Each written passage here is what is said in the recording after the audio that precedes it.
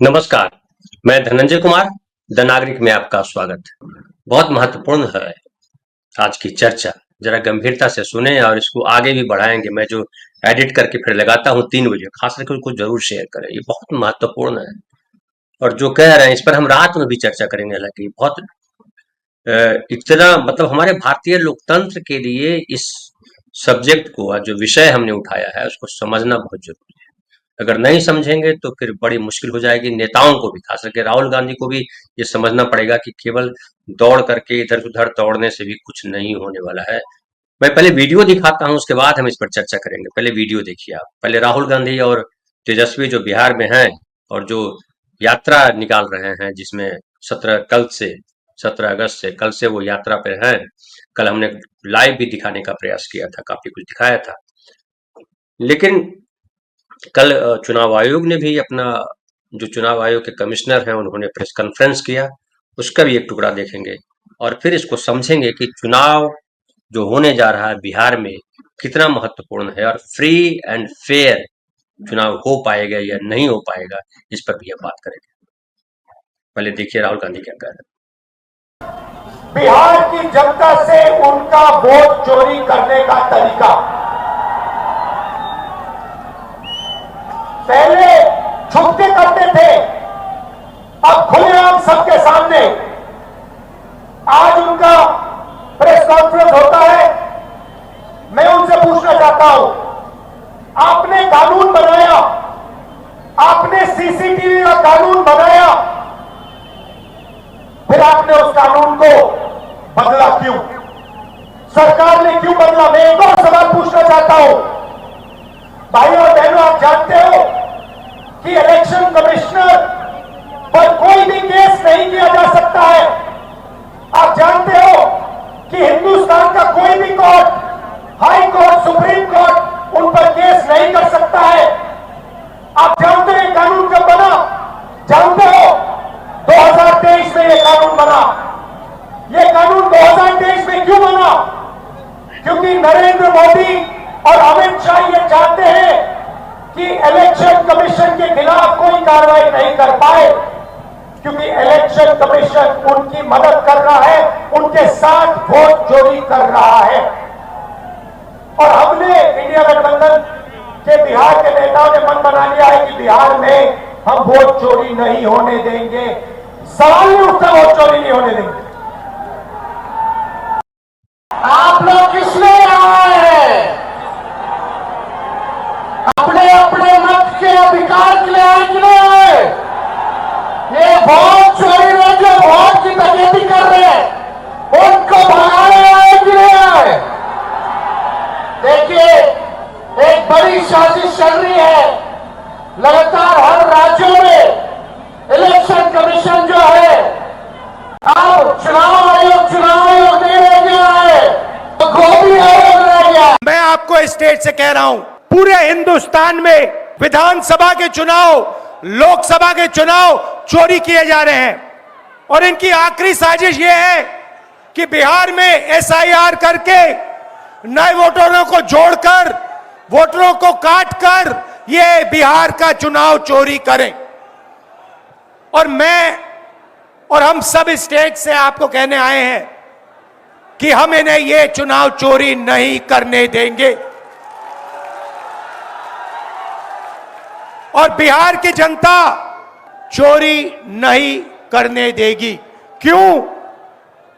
क्योंकि गरीबों के पास, कमजोर लोगों के पास सिर्फ वोट है और हम वोट चोरी नहीं करने देंगे। और जो इलेक्शन कमीशन कर रहा है पूरे देश को मालूम है, अब ये बात छुपी नहीं है। और अब हम ये चोरी नहीं करने देंगे। और जहां भी ये चोरी हो रही है, चाहे बिहार में, चाहे महाराष्ट्र में, चाहे असम में, चाहे बंगाल में, हम इनकी चोरी पकड़कर जनता को दिखाने का काम करने जा रहे हैं। ये जो राहुल गांधी कह रहे हैं बहुत महत्वपूर्ण बात कह रहे हैं। और ये जो बाद का वीडियो है जिसमें उन्होंने कहा है कि पूरे देश में चोरी हो रही है, पूरे देश में चोरी होने का मतलब, वो जो कह रहे हैं वो कुछ झूठ नहीं कह रहे हैं, वो बिल्कुल सही कह रहे हैं। और लेकिन सवाल है कि रोकेंगे कैसे? जो राहुल गांधी कह रहे हैं कि हम आपके सामने लेकर के आएंगे, आम आदमी के बीच, जनता के बीच, वोटर्स के बीच, उसको रोकेंगे कैसे? ये सबसे बड़ा सवाल है और इस पर भी हम बात करेंगे।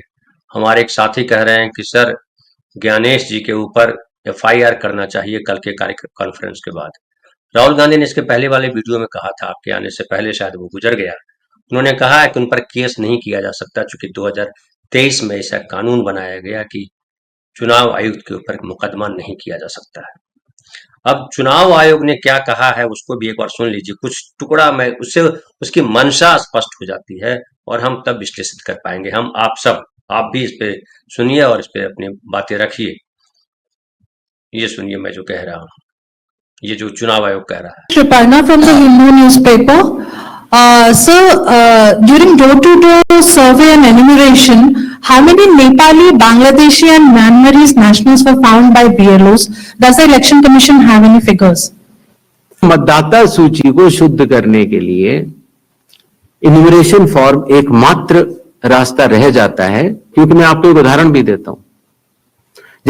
अच्छा, यहाँ पे ये भी मैं बता दूं कि ये जो जिस सवाल किया है उसका जवाब इसके आखिर में है, लेकिन चूंकि 5 पत्रकारों ने सवाल किए और उसमें से 5 पत्रकार के सवाल कोई पहले सवाल ले लिया फिर उन्होंने जवाब दिया है, लेकिन ये दूसरे पत्रकार के सवाल का जवाब अभी बोल रहे हैं। जो बांग्लादेशी वाला प्रकरण है वो आगे है इसी में, लेकिन हम आपको दिखा इसलिए रहे हैं कि वो बता क्या रहे हैं उसको आपको समझना होगा, बहुत महत्वपूर्ण है वो समझना। फिर से देखिए। Sir, during door-to-door survey and enumeration, how many Nepali, Bangladeshi and Myanmarese nationals were found by BLOs? Does the Election Commission have any figures? मतदाता सूची को शुद्ध करने के लिए इन्यूमरेशन फॉर्म एकमात्र रास्ता रह जाता है, क्योंकि मैं आपको एक उदाहरण भी देता हूं। जैसे मान लीजिए श्रीपर्णा चक्रवर्ती जी हैं, उनका पहला वोट था श्रीपर्णा चक्रवर्ती के नाम से। दूसरा वोट जब वो दूसरी बार उन्होंने भरा तो उन्होंने भर दिया एस चक्रवर्ती। पिताजी का नाम मुझे पता नहीं है, माफ करें, लेकिन ए बी चक्रवर्ती भरा। अगली जगह जब उन्होंने भरा तो उन्होंने कहा कि नहीं, अखिल बी चक्रवर्ती। तो यह असंभव हो जाता है जानना कि ये दो व्यक्ति एक है कि नहीं। तो एक ही तरीका है कि उसके लिए इन्यूमरेशन फॉर्म जारी किए जाएं और एक व्यक्ति एक बार में एक ही इन्यूमरेशन फॉर्म भरेगा, जिससे कि मतदाता सूची का शुद्धिकरण भी होगा। अगर उनका नाम गलत लिख गया है तो वो भी वो सही कर सकते हैं, अगर उनकी फोटो ठीक नहीं है तो वो भी सही कर सकते हैं, अगर उनका पता ठीक नहीं है, माता पिता का नाम ठीक नहीं है तो वो भी ठीक कर सकते हैं। तो ये रही एसआईआर की आवश्यकता। एसआईआर में डोर टू डोर जाना पड़ता है। बूथ लेवल ऑफिसर हमारे बिहार के लगभग 90,000 booth level officers 7 crore 89 lakh लोगों के घर घर जाकर उन्होंने एक एक व्यक्ति को इन्यूमरेशन फॉर्म दिया।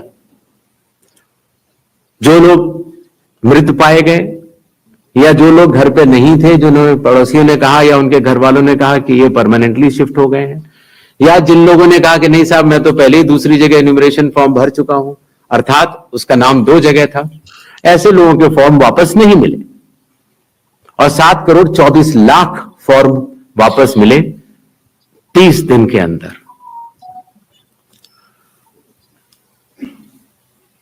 इनमें से एक सवाल यह था कि कितने नेपालीज हैं और कितने बांग्लादेशीज। पहली बात तो मैं स्पष्ट कर देना चाहता हूं कि भारत के संविधान के अनुसार सिर्फ भारत का नागरिक ही एमएलए और एमपी का चुनाव कर सकता है। किसी और कोई अधिकार, किसी और देश के नागरिक को यह अधिकार प्राप्त नहीं है। अगर ऐसे लोगों ने इन्यूमरेशन फॉर्म भरा है तो एसआईआर की प्रक्रिया में अपनी पात्रता सिद्ध करने के लिए कुछ दस्तावेज भी मांगे गए, जिनकी गहन जांच 30 सितंबर तक होनी है। और ऐसे केस में जो ऐसे लोग हैं जो कि हमारे देश के नहीं हैं, गहन जांच के दौरान वो पाए जाएंगे और निश्चित तौर से उनका वोट नहीं बनेगा। आपने सुना, इलाके से मैं चलता हूँ, ये गहन जांच क्या होगी?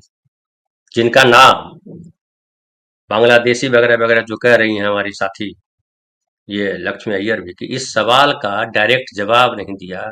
न कोई बांग्लादेशी मिला, बांग्लादेशी, न कोई नेपाली मिला। गहन जांच क्या होगा? क्या जांच गहन करेंगे? कैसे करेंगे गहन जांच? गहन जांच की प्रक्रिया क्या होगी? तो आपको डॉक्यूमेंट लगाना है जिसमें बताना है कि अब तो आधार कार्ड भी हो गया है, आधार कार्ड भी देना है, या और जो 11 उन्होंने बताए हैं उसमें प्रतीकात्मक तौर पे वो सर्टिफिकेट ही देखेंगे। और जहां गहन जांच क्या करेंगे? डीएनए टेस्ट कराएंगे या कुछ और करेंगे? और तो कुछ नहीं करेंगे। तो डॉक्यूमेंट देखेंगे। डॉक्यूमेंट कौन देखेगा? बीएलओ देखेगा, या जो एसडीएम है, चुनाव अधिकारी बनाए जाते हैं, वो देखेंगे। और कौन देखेगा? ये फिर एसआईआर पे जिस तरह की इन्होंने बात की कि एसआईआर में जो है डोर टू डोर बीएलओ जाते हैं, बिहार में गए हैं ये भी बोल दिया, जबकि ढेर सारे वीडियोज आपने देखे होंगे हमारे चैनल पे भी, दूसरे चैनल पे भी, जब बीएलओज घर नहीं गए, बीएलओज ने खुद बैठ करके फॉर्म भर दिए, उसको मौखिक जवाबदेही दी गई और मौखिक तौर पे ये कहा गया। अब कई सारे बीएलओज को सस्पेंड भी करेंगे, भगाएंगे भी, निकालेंगे, गालियां देंगे। आपने सुना होगा कि एक बिहार के एक जिला में जो है वो 100 से ज्यादा बीएलओज ने कहा कि हम नहीं काम करेंगे, इस्तीफा दे देते हैं, क्योंकि एसडीएम ने गाली दी थी। ऊपर के अधिकारी है वो, चूंकि वो प्रेशर में है, उनको अपनी नौकरी बचानी है। इस देश में सबसे बड़ा टेंशन यही है, सबको अपनी जान बचानी है, और अपनी जान बचाने के लिए दूसरे की जान ले लेता है। ये सबसे खतरनाक। और ये अपराधी केवल नहीं करते, अपराधी तो करते हैं, गुंडे होते हैं या जो माफिया होते हैं, वो तो अपने आप को बचाने के लिए दूसरे को मारते हैं। लेकिन ये सरकारी नौकरियों में भी खूब होता है, प्राइवेट नौकरियों में भी खूब होता है, जब अपने आप को बचाने के लिए अपने नीचे के कर्मचारियों की बलि लेते हैं। बीएलओज बेचारे वही हैं, इतनी कम सैलरी उनकी और उनकी इतनी बड़ी जवाबदेही उनकी। ये ज्ञानेश कुमार गुप्ता जी यहाँ बैठ करके झूठ बोले, और वो झूठ अगर कोई खोल दे पर्दा कि आप जो बोल रहे हैं कि बीएलओ जो है हर घर नहीं गए हैं, जो वीडियो दिखाएगा या जो जिस इलाके का वो वीडियो होगा उसके बीएलओज पे कार्रवाई हो जाएगी, लेकिन बाकी सब बच जाएंगे। ये सबसे बड़ा सवाल है। ये भी सवाल है कि जो ये बीएलओज की बात कर रहे हैं या जो एसआईआर की बात कर रहे हैं, क्या घर घर गए? नहीं गए। फिर ये बात कर रहे हैं कि जो हमारे गांव का भी, मैं मेरे पास कल मैं वो देख रहा था जो अपलोड किया गया है सारा, ये सुप्रीम कोर्ट ने बड़ा अच्छा करवाया कि अपलोड करने कहा है। इस पर भी बात करेंगे कि सुप्रीम कोर्ट का दखल कितना हो सकता है, इस पर भी बात करेंगे। इसमें सुप्रीम कोर्ट को लेकर के कई सारे सवाल हैं, इस मसले पर बहुत सारी जानकारियां हमारे पास नहीं है, और उसकी वजह से बहुत सारे जिसको कहते हैं कि अराजक स्थिति बन जाती है, नहीं समझ में आता कहाँ कौन क्या बोल रहा है। उसको समझना बहुत आज सिलसिलेवार हम समझेंगे अभी भी, और बाद में भी शाम रात के प्रोग्राम में भी जो शाम की चौपाल है उसमें भी हम डिटेल बात करेंगे, कम स्पीकर बुलाएंगे और समझेंगे कि पूरी प्रक्रिया क्या है इसको, क्योंकि इसको समझना बहुत जरूरी है। अब गौर से सुनिएगा, आप नमस्ते और उसमें मत रहिएगा, क्योंकि आप समझिएगा तो आप लोगों को समझा पाइएगा। और ये हर देश के नागरिक की जिम्मेदारी है कि हम सही तरीके से चीजों को समझें और सही तरीके से हम दूसरों तक पहुंचाएं। अब देखिए, ये जो इम्यूनरेशन फॉर्म की बात कर रहे हैं कि आप उदाहरण दिया, जो हिंदू की पत्रकार ने सवाल किया उन्हीं का नाम को पकड़ा, हालांकि किसी और का नाम को भी पकड़ सकते थे, लेकिन खैर उन्होंने कहा कि क्षमा मांगते हैं, उस पर कोई चर्चा का है नहीं, मैंने बस बोल दिया। उसके भी पीछे साइकोलॉजी होती है, वो अभी हम डिस्कस नहीं करेंगे।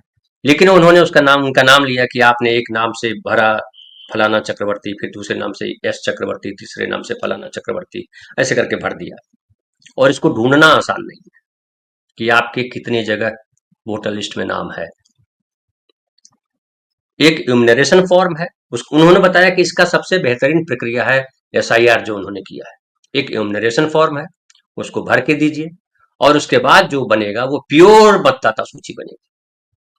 अब मुझे एक बात समझाएं कोई, मैं आपके सामने रख रहा हूं, आप भी समझिए, और अगर समझ में आता है तो आप नीचे लिखिएगा कि भाई एक इम्यूनरेशन फॉर्म जो है, जैसे मान लिया कि मेरा नाम धनंजय कुमार है, मेरे पिताजी का नाम देवदत्त प्रसाद है, मेरे गांव जो है बिंद है, नालंदा है।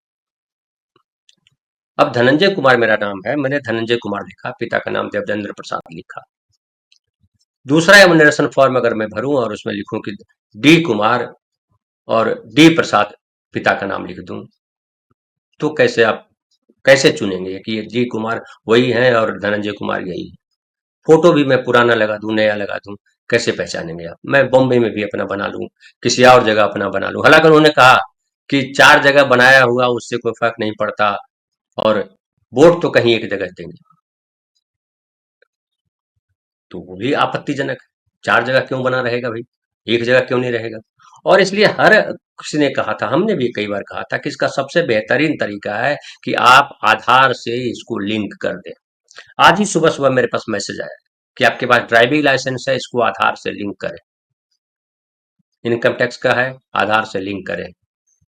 बैंक अकाउंट है, आधार से लिंक करें। पासपोर्ट बनाना है, आधार से लिंक करें।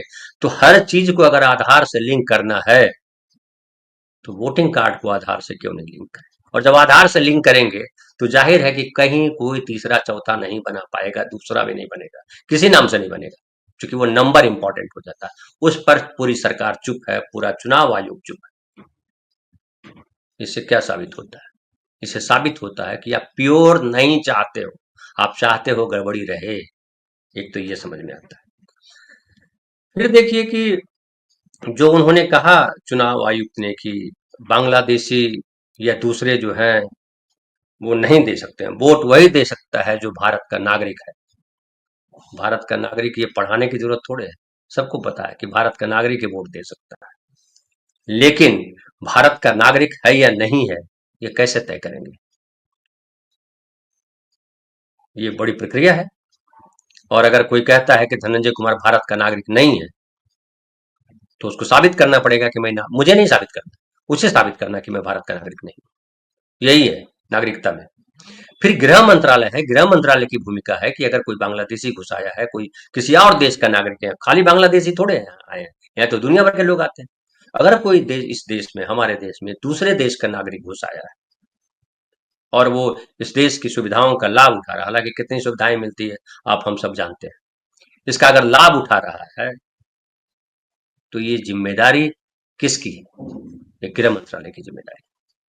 वही पासपोर्ट भी इश्यू करता है। तो गृह मंत्रालय, जो बॉर्डर सिक्योरिटी फोर्स है, जो और उसका पूरा तंत्र है, उस तंत्र के माध्यम से ये बताना चाहिए था कि पिछले 11 सालों में नरेंद्र मोदी की सरकार ने, चूंकि ये तो यही एक सरकार ने दावा किया कि मैं राष्ट्रवादी सरकार हूं, किसी बांग्लादेशी को हम वोट नहीं देने देंगे, इस देश में वही रहेगा जो इस देश का नागरिक है, तमाम दावे किए इन्होंने। तो ये 11 साल में कितने विदेशी नागरिकों की पहचान की जो यहाँ हिंदुस्तान घुस आए हैं? अभी पिछले दिनों में देख रहा था कि रसिया की एक कोई महिला थी, वो रसिया की महिला 2 बच्चों के साथ एक गुफा के अंदर जंगल के बीच जो है वो रह रही थी कई सालों से। पुलिस फिर उनको पकड़ के ले गई, क्योंकि पता चला कि लोगों ने बताया कि ऐसा ऐसा है। तो खाली बांग्लादेश के लोग थोड़े रह रहे हैं, रूस के लोग भी रह रहे हैं, किसी और देश के लोग भी यहाँ रह रहे हैं। कई दफा आप जानते हैं कि शादी लोग जाते हैं बाहर, दूसरे देश में शादी कर लेते हैं, और शादी करके फिर यहाँ हिंदुस्तानी है अगर आदमी, तो वो अपनी पत्नी को लेकर के आता है, वो भी गुम हो जाते हैं, उनका भी कहीं वोटर लिस्ट में नाम हो सकता है। तो ये जांच करने की जिम्मेदारी गृह विभाग के पास है, बाकी किसी के पास नहीं। अब सवाल उठता है कि जांचेंगे कैसे कि आपके देश का नागरिक है कि नहीं है? तो भाई रूस का है या कहीं का है, रूस का है तो चलिए आप वो समझ लीजिएगा चेहरे से या कुछ और से, अब पता नहीं कैसे समझेंगे, मैं वो भी बहुत नहीं बात कर सकता। लेकिन अगर जो है बांग्लादेश का आदमी आ गया है यहाँ, तो कैसे पहचान करेंगे आप? बांग्ला बोल रहा है इसलिए, तो बांग्ला तो बांग्लादेश ये जो बंगाल है, पश्चिम बंगाल है, वहां के लोग भी बोलते हैं, त्रिपुरा में भी बोलते हैं, असम में भी बोलते हैं। कैसे पहचानेंगे? क्या पहचाने इसका? सुप्रीम कोर्ट कह चुका है कि भाई कोई भी डॉक्यूमेंट डुप्लीकेट बनाया जा सकता है। तो इसका मतलब है कि आप जो पूरा जो ये ड्रामा खड़ा कर रहे हैं, वो फॉल्स नैरेटिव गढ़ रहा है, एक धार्मिक ध्रुवीकरण के लिए, या कहिए कि एक पब्लिक को बेवकूफ बनाने के लिए नैरेटिव गढ़ रहा है। और पब्लिक को बेवकूफ बनाइए कि बांग्लादेशी को हम पकड़ रहे हैं, और आप क्या कर रहे हैं? मेरे गांव से मैं देख रहा हूं कि 4 बूथ है हमारे गांव में, मैं अपने गांव की ही बात कर रहा हूँ आपको। मैं अभी पता नहीं मैंने डाउनलोड किया कि नहीं, मैं देखता हूँ, अगर डाउनलोड किया एक आध तो मैं आपको दिखा देता हूँ। ये बड़ा खतरनाक है ना? ये जो खेल खेल रहे हैं, वो देखिए है क्या मेरे पास, मैं चेक करता हूँ। अब डाउनलोड होगा, ये आएगा भी या स्क्रीन पे या नहीं आएगा मुझे नहीं पता, देखिए नहीं आ रहा है। स्क्रीनशॉट उसका लेना पड़ेगा तो मैं दिखाऊंगा। वो ढेर सारे लोग हैं, मुझे लगता है कम से कम जो है 150 के करीब लोग हैं, 150-200 के करीब लोग हैं जिनको मृत घोषित कहा गया है या स्थानांतरित बता रहा है। और वो लगभग लोग कमजोर जातियों के लोग हैं, दलित जाति के लोग हैं, अति पिछड़े जाति के लोग हैं। उनको हटाया गया है, उनकी लिस्ट हटाई गई है। अब वो साबित करेंगे। उसमें से हालांकि ये भी सही है कि बहुत लोग हमारे गांव से बाहर गए जाते हैं, वो परमानेंटली शिफ्ट नहीं कर गए, वो जाते हैं, वो 6 महीना के लिए पंजाब में काम करते हैं, पूरा परिवार चले जाते हैं ईंट भट्टा पे और कहाँ कहाँ काम करते हैं, फिर वो लौट के आ जाते हैं। कई ऐसे भी हैं, कई ऐसे हैं जो नौकरी करने गए हैं, कहीं दूसरी जगह नौकरी करते हैं, ये भी सही है। लेकिन वो करने वाले सब लोग हैं, सारी जातियों के लोग हैं। फिर अति पिछड़े और दलित जातियों को क्यों हटाया गया, ये एक बड़ा सवाल है। और ऐसे सवाल हर जगह पूरे देश में इस तरह के सवाल है।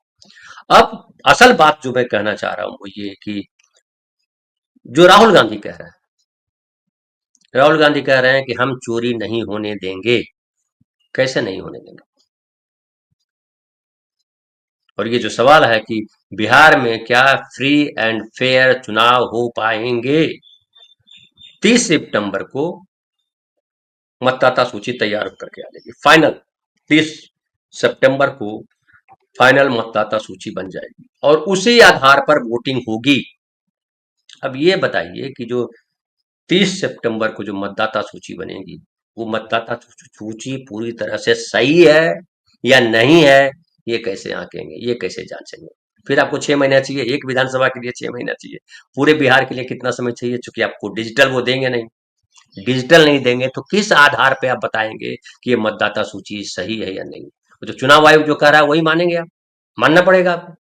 अब सवाल उठता है कि क्या चुनाव आयोग फ्री एंड फेयर इलेक्शन चाहता है? तो जो प्रेस कॉन्फ्रेंस जिन लोगों ने देखा है कल, उसमें जो उनकी मंशा है उसमें साफ साफ दिख रहा है। मैं और आपको एक छोटा सा कट दिखाता हूं, ये देखिए आप। इसमें भी क्या कह रहे हैं, कल हमने इस पर कम चर्चा की थी लेकिन ये बड़ा इंपॉर्टेंट है, वो क्या बोल रहा है ये सुनिए।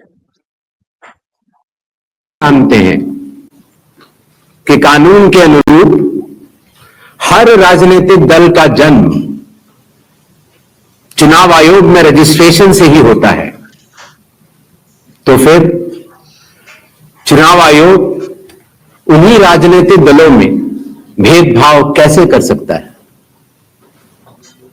चुनाव आयोग के लिए न तो कोई विपक्ष है, न तो कोई पक्ष है, सब समकक्ष हैं। अब ये देखिए जो तुकबंदी है, न तो कोई पक्ष है न कोई विपक्ष है, सब समकक्ष है। इसका मतलब क्या होता है कि हमारे लिए हम कह सकते हैं कि हम निरपेक्ष हैं। इस समकक्ष क्या होता है? और निरपेक्ष भी नहीं मानता। चुनाव आयोग नागरिकों का पक्ष है, वो सापेक्ष है। उसकी उसकी जिम्मेदारी है कि नागरिकों के लिए वो काम करेगा, भारत के लोकतंत्र को बचाने का काम करेगा। और भारत के लोकतंत्र को बचाने के लिए सबसे इंपॉर्टेंट है कि फ्री एंड फेयर इलेक्शन, हर योग्य मतदाता को वोट देने का राइट, और उसका राइट सुरक्षित रहे और वो सही व्यक्ति को वोट दे, या कहिए कि जिस व्यक्ति को वोट दे उसी व्यक्ति के पास वोट जाए। और ये निश्चित करना, ये सुनिश्चित करना चुनाव आयोग की जिम्मेदारी। अब जब चुनाव आयुक्त ही झूठ बोलेंगे, मुख्य चुनाव आयुक्त, स्पेशल इंटेंसिव रिवीजन हो रहा है और इस स्पेशल इंटेंसिव रिवीजन में बीएलओज घर घर जा करके न्यूमिनेशन फॉर्म दे करके आए हैं, जो चुनाव आयुक्त कह रहे हैं ये झूठ कह रहे हैं। अब बताइए, जब यही झूठ है तो कैसे वो फेयर होगा चुनाव, जो मतदाता सूची है? और मतदाता सूची अगर सही नहीं है तो फिर वोटिंग कैसे होगी? अब ये भी एक और बात उन्होंने कही कि जो है ये हमसे कहा जा रहा है, क्या आप अपनी बेटी, अपनी बहू, अपनी पत्नी के वीडियो शेयर करना चाहेंगे? अरे भाई, तो वीडियो बना क्यों रहे हो आप? क्या पूछा, परमिशन ली उनसे कि भैया देखिए यहाँ वीडियो बन रहा है, आपका फोटो इसमें आ रहा है? परमिशन ली? नहीं ली। चलिए मान लिया आपको एकदम बाय डिफॉल्ट परमिशन संविधान ने दे दिया कि आप कुछ भी कर सकते हो। तो जब आपको परमिशन है तो आप आम नागरिकों के रिप्रेजेंटेटिव हो।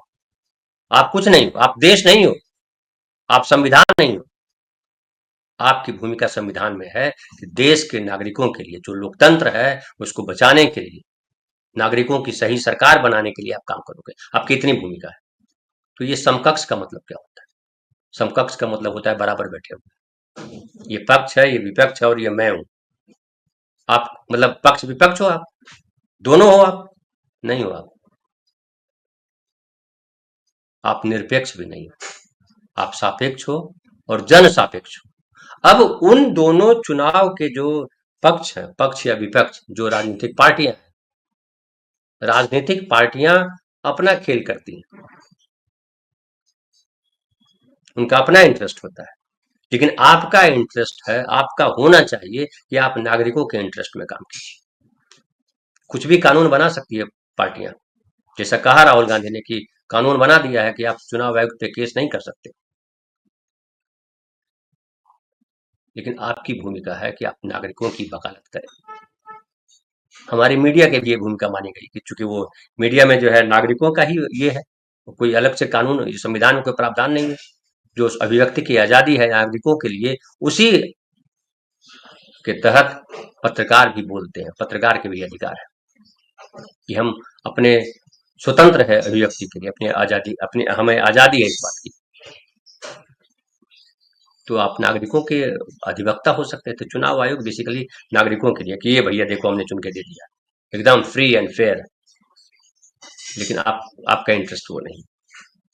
आपका इंटरेस्ट जो है, जब आप कहते हो कि 7 दिन के भीतर अगर आपने नहीं भरा हलफनामा तो हम मान लेंगे कि आपके जो आरोप हैं वो बेबुनियाद है।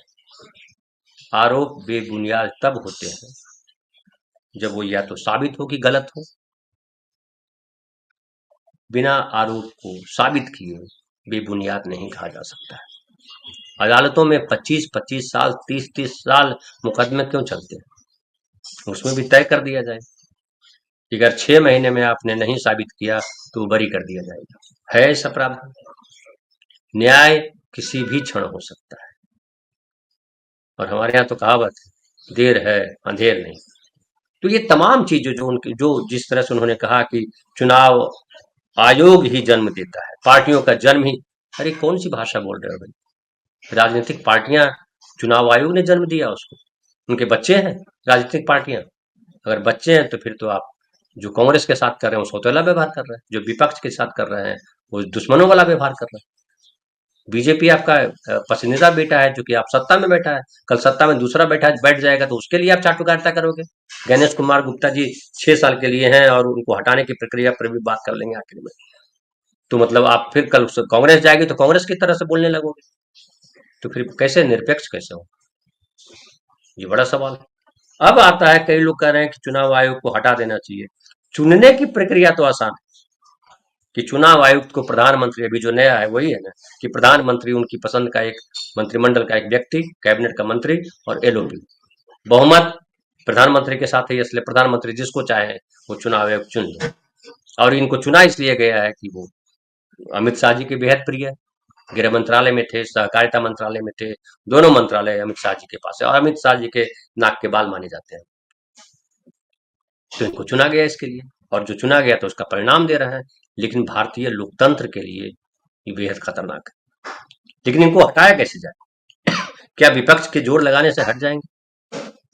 तो प्रक्रिया ये है कि जो सुप्रीम कोर्ट के जो जजेज हैं उनको हटाने की जो प्रक्रिया है वही प्रक्रिया यहाँ लागू होती है इनको हटाने के लिए। सोचिए कितना पावर है इनके पास। और इसमें बताया जाता है कि ये चुनाव आयुक्त को हटाने के लिए जो वहाँ बहुमत होना चाहिए। एक तो इसका जो है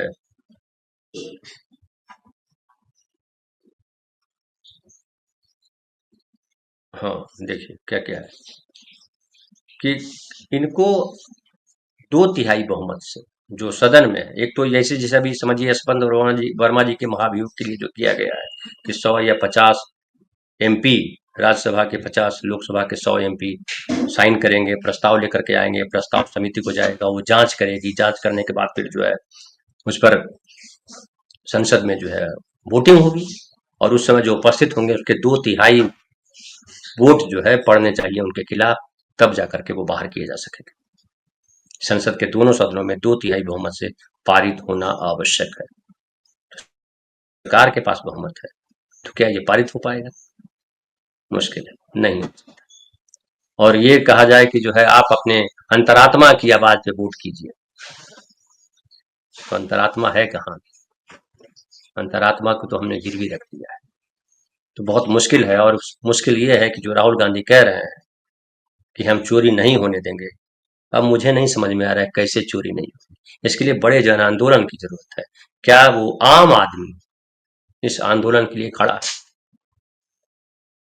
ये बड़ा सवाल है और हम इस पर और रात में और विशेष बात करेंगे। फिलहाल इतना ही। बहुत बहुत धन्यवाद।